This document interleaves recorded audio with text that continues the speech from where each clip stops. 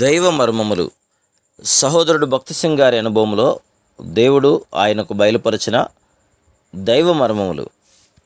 June 16. యెహోవా స్వరము జలముల మీద వినబడుచున్నది. 29వ కీర్తన 3వ వచనం. ఒక దినమున నేను ఏ కూటములోనూ లేను, ఎవరునూ నా యుద్ధకు రాలేదు.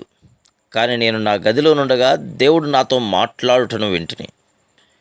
దేవుడే నాతో మాట్లాడుచున్నాడని నేను గ్రహించితిని.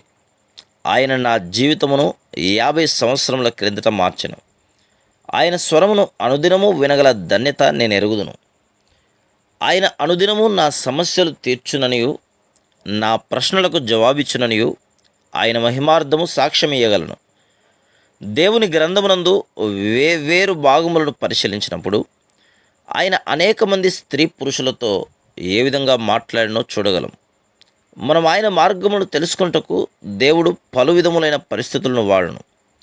ఆయన మెల్లని చిన్నని స్వరమును వినుటకు ఆయన మనకు నేర్పించునుగాక. Praise the lord.